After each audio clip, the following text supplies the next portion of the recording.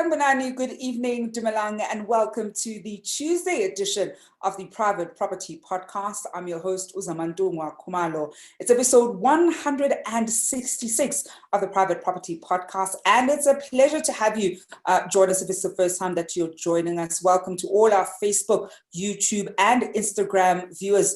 And of course, if you are a first-time viewer, well, where have you been? We've been around for 165 episodes, and we're very excited to bring you the 166th episode of the Private Property Podcast. Well, if you're a newbie, one of the things that you definitely want to make sure that you do is go back on some of the awesome episodes that we've already had on air, and you want to catch up on some of the great content that we have brought on your screens. And talking about great content, one of the other great things that we love doing here at Private Property is bringing you incredible shows that make your property journey smoother, better, and as painless as possible. And one of those shows is the First Time Home Buyers Show that comes to your screen every single Wednesday at 7:45. If you want to hear from some of the other buyers who bought their properties for the first time, who share their stories about buying the property for the first time, some of the mistakes that they made, certainly talking through some of the anxieties that they had,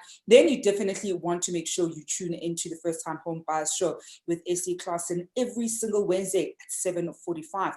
You want to make sure that you don't make some of the mistakes that some of us made when we bought those first properties, and that's the show that is for you.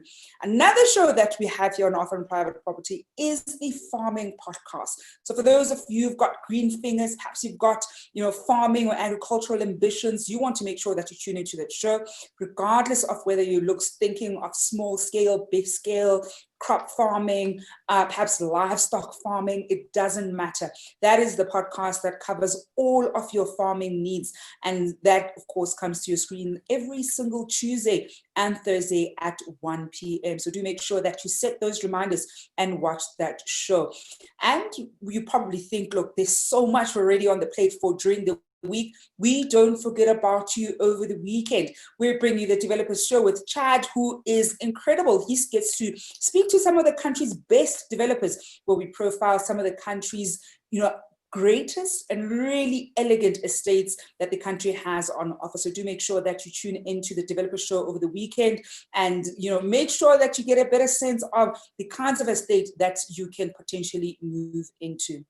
Well, you can see there's always a lot of great content here on the Private Property social media platforms, and you never want to stop giving you the best of all things property. And if there's something that you think we're still not quite covering, then do make sure you drop us a message down here below, and we'll make sure that we tend to your needs. We love talking property. This is what we do all the time.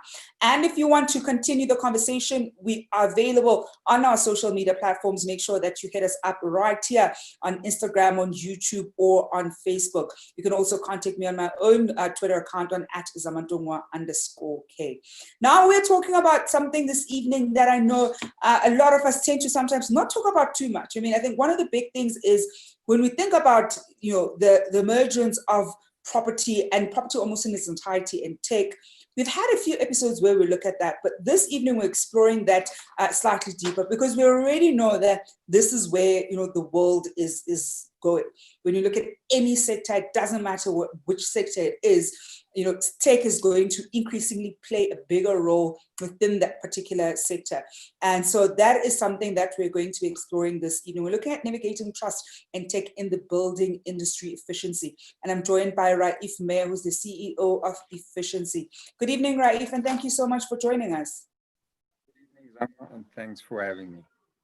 Raeef, it's only a pleasure. I think before we even get too far talking, tech and property, I love talking about prop tech. I actually keep up with a lot of prop tech innovations, not just in South Africa, but especially in other markets. I think South Africa, we're not quite there when we just look at prop tech in general. But perhaps let's have a quick chat about what E-Efficiency is, because I'm sure viewers at home may not have heard about it before. Tell us a little bit about what it is and what exactly inspired it. E-Fficiency basically is a tech startup, and our main mission is to take all the traditional sectors, for example, like your home construction industry or the building industry, and we'd want to take tech and bring it to the 21st century. So essentially, efficiency looks at all these industries that have been plagued by, you know, inefficiencies, for example, and hence the name efficiency. So we are basically bringing efficiency into these sectors. And you know, right, when you say that you bring efficiency into these sectors, I'm sure there are viewers at home are thinking, okay, I get that. How exactly do you go about doing so? Basically, what the service is that we're going to be offering is we've built a software platform, and viewers or consumers would be able to use our platform, which is in the chatbot format. So in essence, you would not have to contact several service providers to provide you with an offering for example, home painting. Consumers would be able to go onto the platform. It's a conversational commerce type of a platform. So viewers would go on, and for the least tech-savvy person, it would still be efficient and easy to use. It walks you through all the necessary information that we'd need. Depending on what your requirement is, it would provide you with a quote or an estimate. And in that way, viewers would have the latitude of deciding, do they go ahead? Are they going to accept it? Or do they just have that information for future use? So I think, Raeef, I think one of the big things, because I know that you've been in the industry, you know, for quite a number of years. You've got over 20 years experience in the building industry. And one of the things that I like getting is a sense from, especially people who decide to whether, you know, go for a tech startup or any kind of startup, is how did it come to be that this particular business essentially came to be? I mean, what was the incident that happened? Because I feel as though something happened that potentially sparked the going into this particular direction. So basically, I mean, as you said, we've got a decent tenure in the construction industry. So now we've been through the occasions where we've heard consumers saying, you know what, I've just been robbed by a builder. The builder's taken my deposit and run, which, I mean, I'm sure everyone knows someone that has experienced some form of, you know, moral hazard on the part of the builder. Myself. However, what we... Yeah. Oh, okay. Well, thank you for representing. But what we also don't hear about too much from a consumer side is that contractors, on the other hand, have also been suffering where they don't get their payments out of the client. And that's the part that not many... Look, I mean, contractors in this space are generally SMMEs. So that last payment that the client has held ransom is actually what leads to the detriment of these contractors. Mm-hmm. So from an efficiency perspective, there is a trust deficit, and that's where we come in. That's what we want to correct, because the sector in itself is very important to a country as a whole. So to correct that sector would be a first step in providing a better future for everyone involved, you know, in the sector, be it home owners and the construction service providers. You know, Raeef, you mentioned something that, a word that we probably sometimes don't overtly say out when we speak about business, regardless of whether we're talking about construction or any other business, but it's one of those things that we know is innately supposed to be there.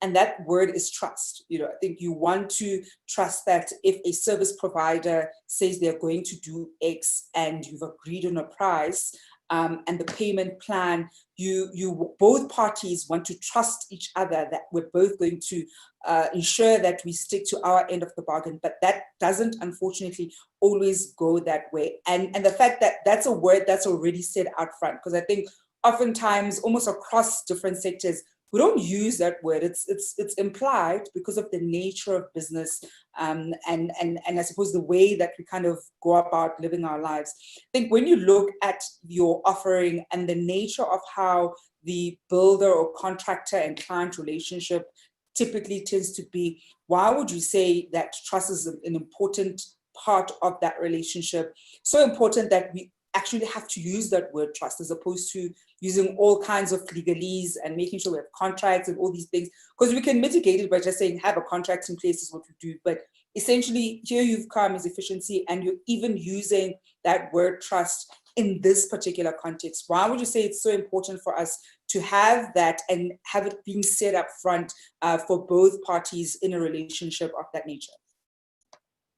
I mean, I'd speak to the word trust. And you see, what tends to happen is that when one party has the power, that's where you've got that struggle between the trust. So as Efficiency, what we've done in our offering, we've partnered with an escrow provider, and they call Truzo. So essentially what happens is once the client goes through the process, they actually pay immediately. But those funds are then held in escrow, which for consumers that don't know, escrow is like a trust account where funds are held, they're held safely by a third party.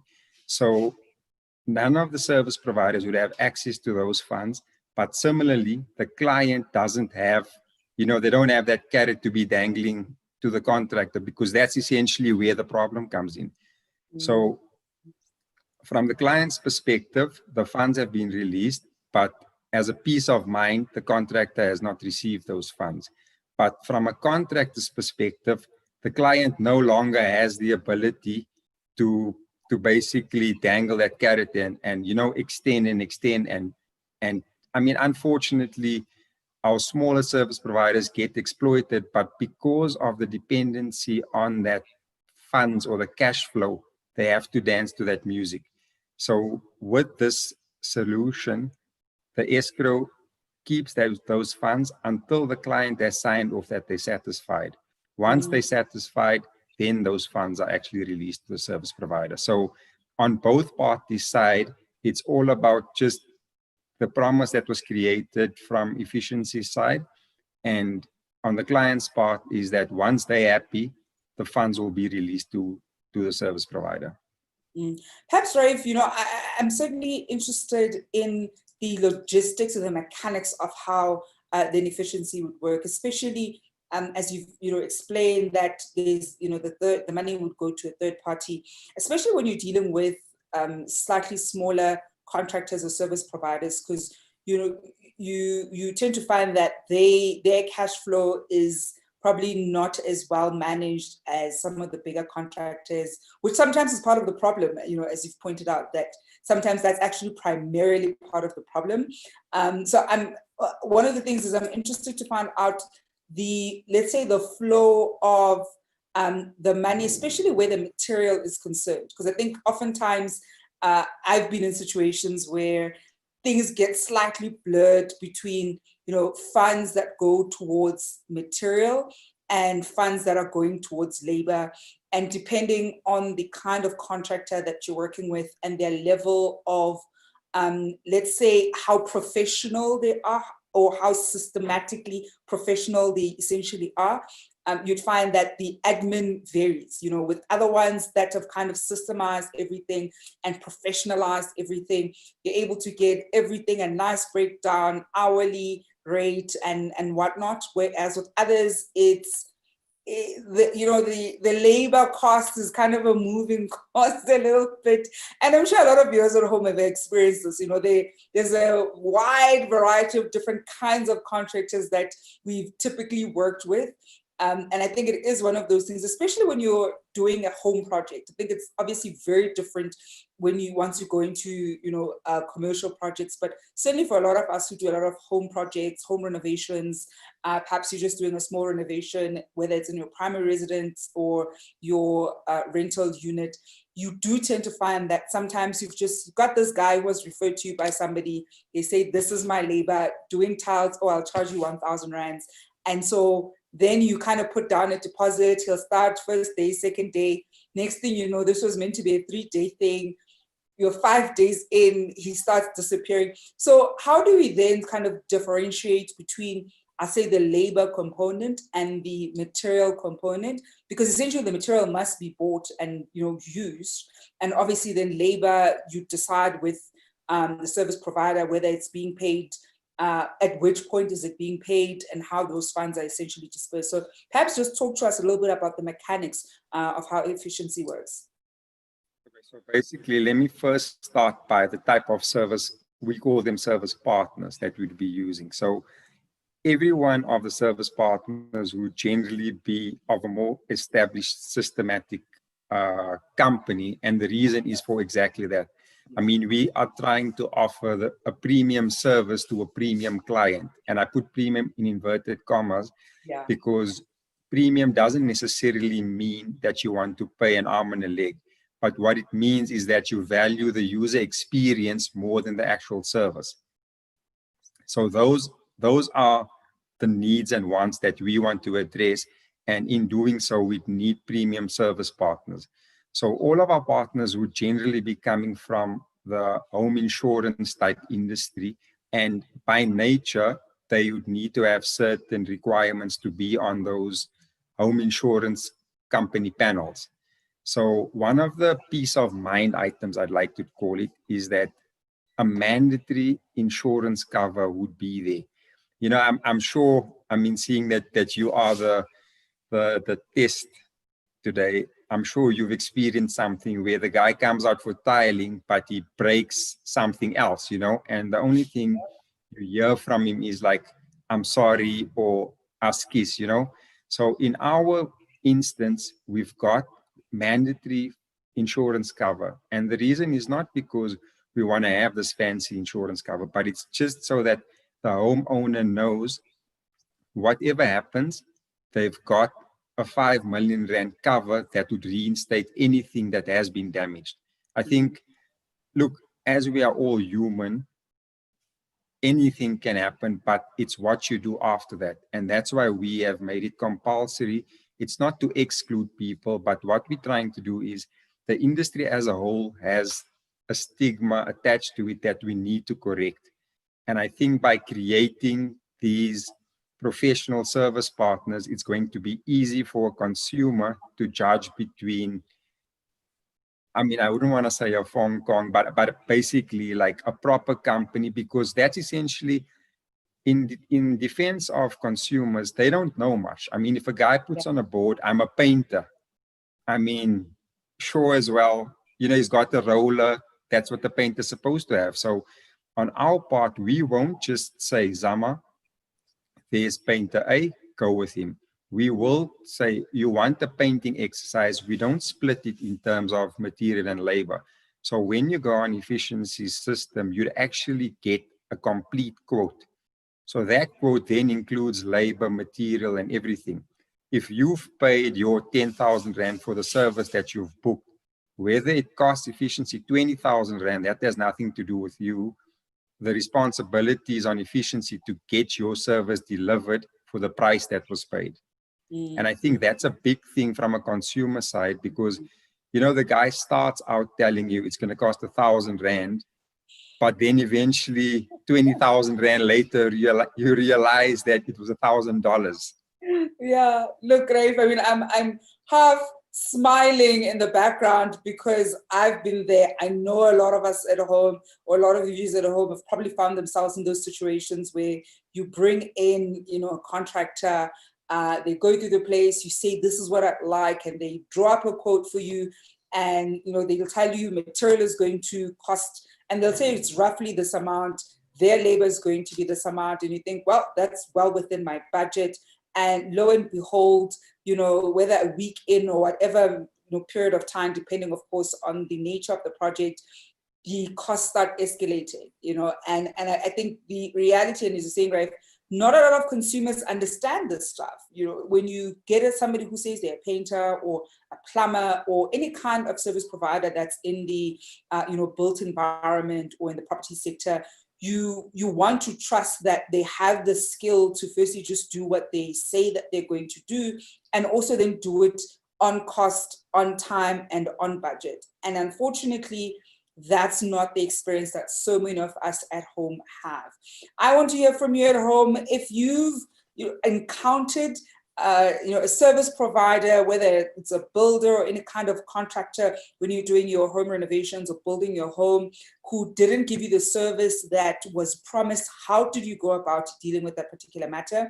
Was your project, for example, listed within the NHBRC, or it wasn't, just somebody that you kind of got and you had to try and somehow resolve it? Do share with us those experiences. We're going to go for a quick break. When we come back, we will be continuing talking about navigating trust, because this is such a big one when it comes to the built environment, especially for those of us at home. I'm in the middle of something very similar. I won't share too much because it's stressing me quite a lot. And so this topic is very close to my heart, because this is literally the boat that I'm currently on right now. But we're going to go for a quick break and we'll be back just after this.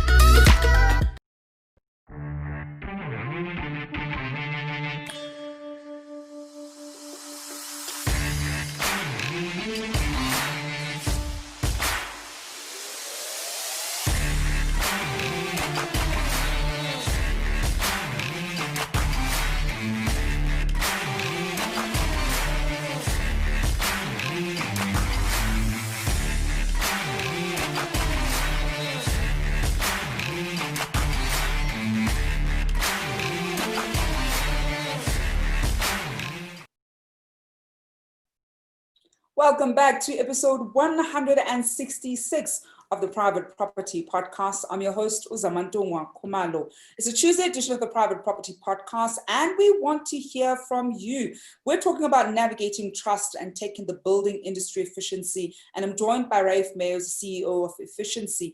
And we want to hear from you if you've ever had an instance where a contractor, whether it's a builder, any kind of other contractor, didn't stick to their end of the bargain. How do you go about, dealing with that particular issue?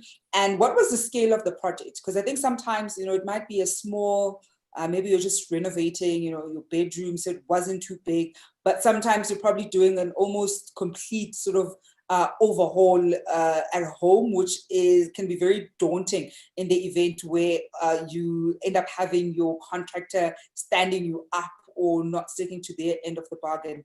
And for those of you who are bold enough, have you been in the similar situation where you, however, are the one who's not sticking to your end of the bargain? So you've agreed with the contractor, and whether the contract is in place or there's a verbal agreement, payments are supposed to be made in XYZ place, and you don't stick to your end of the bargain in terms of when payments are supposed to be made. Have you been in that kind of situation? And how do you go about making sure that you eventually pay your contractor and apologize to them? Because I think, as Raeef has said, sometimes it isn't so much that the contractor is the one at fault, but sometimes consumers are the ones who don't make that final payment at the end of a project. We are taking your questions and comments across our social media platform on this one. We always love hearing from you. I see we've got a comment here coming through from one of our top fan gang members on our Facebook page. That is Usemi Mahlatsi. Semi, I haven't seen you in a while. I hope you're doing well and keeping all right. And Semi is saying this Seaboard construction, I see them building my future house, beautiful houses on their website. Of course, that's also what Raeef does, and I see him smiling there. Raeef, perhaps tell because I know we said, he's been in construction for quite a number of years. Perhaps tell our viewers a little bit about Seaboard construction, because Sammy has already brought it up. Okay. Well, Seaboard Construction is a general construction company that we build new homes, we do alterations and stuff. But primarily what we do, we service the home insurance industry. So we are on the panels of most of the insurance companies, and hence the need for us to provide that same type of structure that we find in the insurance industry and offer that to the consumer on the street, because the consumer on the street doesn't have that large budget, the procurement department. So what we want to do is actually take that same type of peace of mind, that the home let's say, the homeowner's insurance client has, and give that to the normal homeowner.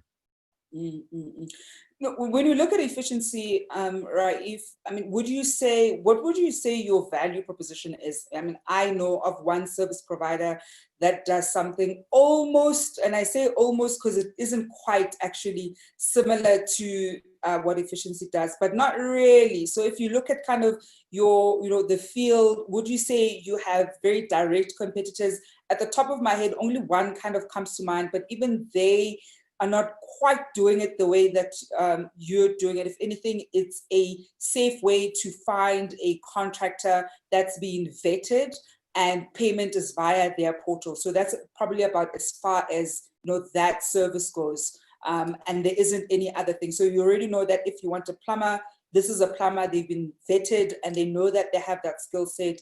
Payment is going to say you need a plumber, it's going to be a 1 hour job, it's 800 Rand an hour, you're going to pay via that, via essentially the app, and that's about it. I think there isn't anything else that they essentially offer. But if you look at the, the field, who would you say are probably what's your value proposition, or how you're different from other players who could be potentially doing something similar? Well, first thing that we pride ourselves is on the user experience. So the essential user experience, traditional or other players in the market have the app-based, so you'd have to download an app or you'd go to their website. So those are the traditional models. But what we found is that, consumers or users would rather give you a room in their house than install another app on their phone. That's how important storage space is on the phone. So what we've decided is that instead of doing that, we'd use a solution or an app that 20 million plus consumers already have in South Africa, and that's Facebook Messenger. And the reason for that is because the user experience provided by that, it pulls your information from Facebook already. So when you're going through it, it's quite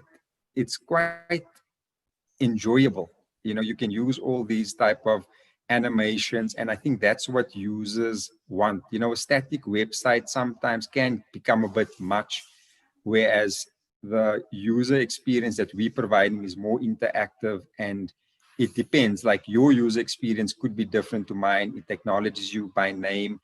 It remembers things. So it's almost as if you've got, we call it our efficiency concierge service, because that's essentially the type of experience we want to provide to clients of different budgets. Like I said before, we're looking for the premium client, but premium being in inverted commas.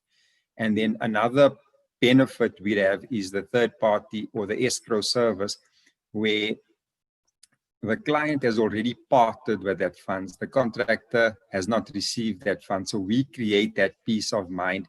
Nobody has the ability to basically rob anyone else.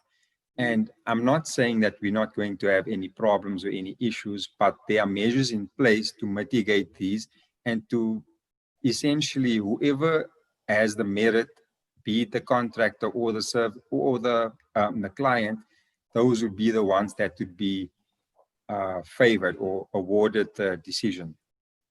Because as you were even saying that, and I thought about it even earlier, is that sometimes you may get a situation where at the end of a project, in as much as the client has paid those fees, and that middle party has the fees, there's still one party that feels as though either, let's say the client feels that the job isn't done to their satisfaction, or the service provider saying, look, we've actually done this job according to the spec and everything is done as it should be done. And we're now saying, we're done, and we've handed over the project, saying that this is essentially the end of the road. So you may find those instances where, unfortunately, either party says, I'm the one who's right, whether it's not done to my satisfaction, or we're done and we did it according to the way that we agreed on in the beginning. So even thinking through how to mitigate that one becomes so crucial, because it does happen. And I think previously, as you were saying earlier on in our conversation, something like that, oftentimes a client would potentially win in as far as withholding those last bit of funds, or perhaps sometimes a service provider wins because they want those bit of funds before they fully complete. And sometimes then you give them those last bit of funds and then they disappear on you. So it becomes such a lose-lose situation, or a win-lose rather, because it's either one party is paid but they're not happy, or the other party receives the money and they run away. So I'm glad that that's something that you've already, thought of, because that last bit in a contract, that's usually the difficult part. I think usually, once you've kind of gotten over the middle mark, you're able to push ahead a little bit, but that last leg is the one that tends to get quite tricky for a lot of us who find ourselves having to, do home projects, whatever the size is. Now, Raeef, before I let you go, what can we expect, certainly for efficiency in the coming years, because I see this, solution being around for quite a long time. And also, where do you see kind of the building industry going, especially in our use of various tech innovations to solve some of the issues that we sometimes find ourselves having? So from efficiency's perspective and where efficiency is going, what we are trying to do, we're trying to create that new normal. And in this COVID reality that we're facing now, I don't think there's any backtracking from this. So on the offering from efficiency side, we'll even be having COVID-friendly video consultation. So for example, Zama has a problem. She'd be able to go onto the platform, choose, book a date, book a time. Look, it obviously, like I said, it's premium service providers. And even if you've got the flu, you pay the consult for the doctor. So yeah. you'd pay the consult, but then you'd get a link, and on the date and time you've chosen, there would be a professional that meets you online, and basically you do the home assessment. So you'd be able to say, look, I've got this issue, my ceiling's falling or whatever, and they'd literally be able to give you a quotation or advice on what the remedial action should be. So that's the level that that could be just your first encounter. If the severity of the matter is high, then you'd have to book a home consult where someone physically comes out. But by wholesale, I mean, there's so many situations where especially as a females are not as hands-on. And I speak by female in the wholesale term. I mean, maybe you might have your plumbing tools in the garage, but it's easier for females, especially from a safety perspective, where they can get the advice without getting someone into their space. Because what we're finding is that lots of females are venturing out, owning their own properties. And let's face it, I mean, the girls are successful out there. So they need someone, they need the assistance, but they don't have the time. So this type of video consultation fits in with their schedule. They generally are tech savvy. So it just bridges the gap between the traditional 5 guys rocking up at your home. And, that could take a week, whereas you could book your home consult for tomorrow morning and just know that, okay, my house is not actually falling down. It's just a drip from the roof. And I mean, I think even to speak to that, I think one of the big things, as you're saying, as women, is never mind whether you're hands-on or not hands-on in managing your property, whether residential or your investment properties, it is a safety concern. When I think about working with contractors and often needing to, let's say, get 3 quotes first, you're literally thinking they're going to be 3 different men, but more often than not, it's actually probably going to be 6 or more, because they never come alone. They're coming as a team. Sometimes one contractor, they'll come and there's 4 or 5 of them at a go. So if I'm getting 3 different quotes, easily 15 people could be in my house in a space of 3 days. And that is a safety concern. So in as much as we may be living in complexes or estates or guarded communities, you still don't want so many strange people in your house at any given moment. So it is one of those considerations that I think anybody who is in the built environment servicing customers, as opposed to being a B2B service provider always needs to be thinking of, because sometimes fixed in the house. I mean, there's something I haven't fixed in the longest of time, because I keep thinking, oh gosh, I'm going to have strangers coming in, and then I don't want to have to deal with it. So it really is one of those considerations that I think any service provider who's in the space needs to think about. And in the event where they know that they have an all-male team, like we've typically found, I don't think in any of my experience I've ever found any contractor that I've worked with having any women on the team, for example. You can sometimes rather just say it up front and rather put the person at ease, because I can assure you every woman has to think about it. Sometimes you want to maybe ask a neighbor, if you've got a neighbor or a friend, a male friend, to just be there so that they also don't think that this is a woman who lives alone, because then the nature also of how the contractors deal with you when they find out that, oh, you are alone and this is your house and you're alone, it does change sort of, I'll say, the power dynamic. So it certainly is one of those things that I think they have to be very mindful of when they're in the space. Before I let you go, I did want to also find out from you what the industry, or where you see the industry potentially going in the coming years. Well, I definitely see the industry moving ahead. And what I do see is that lots of people are not going to be moving or buying new homes, but because of the work at home setup that lots of companies are going to be adopting going forward, I think the industry is going to see a lot of home improvements, and consumers, instead of buying new homes, they're going to find space to make that home office. And because they're at home so much, you tend to see all the issues that actually exist at home. So the home improvement industry, I definitely think, is going to be on the up. And you know what they say, change is as good as a holiday. So change the color of the paint on your walls and you feel fresh. So I think that's a definite direction in which the industry will see an uptake. Well, Raeef, we are going to leave it there this evening. Thank you so much for joining us. And that is Raeef Meyer, who's the CEO of E-Fficiency.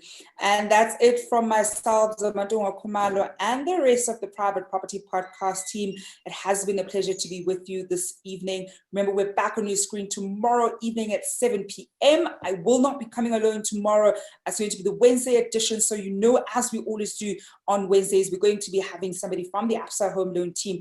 And following the Private Property Podcast show, we're also going to be having the first time home buyers show. So that's certainly something that you do not want to miss. Well, that's it from me, Zamatungwa Kumalo. Back on your screen tomorrow, hoping, of course, as usual, staying home and staying safe.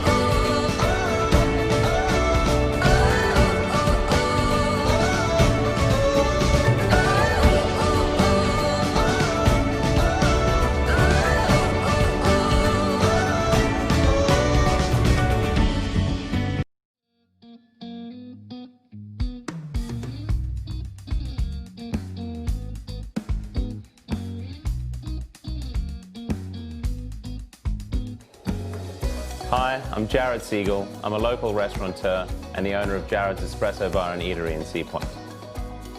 I'm a Cape Town local, Camps Bay born and bred, and I've been living in Sydney, Australia for the last few years.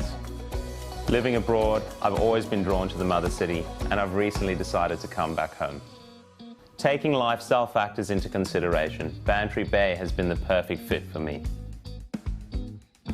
Living on the Atlantic seaboard really resonates with what I'm all about. From the active lifestyle, the amazing food culture, its family-friendly environment, and amazing natural beauty, the quality of life we have on offer is really unique. The Atlantic seaboard has some of the most beautiful suburbs in the country. With areas like Camps Bay and its world-renowned beach culture and the recent refurbishment of Sea Point Promenade, it's no wonder our neighborhood has such a global appeal. After a long day of hard work, there's nothing better than taking a walk along Clifton Beach, sharing a moment and watching the sunset. Trying to offer something authentic to the community, I'm not about reinventing the wheel, just doing the classics really well. And this is my neighborhood.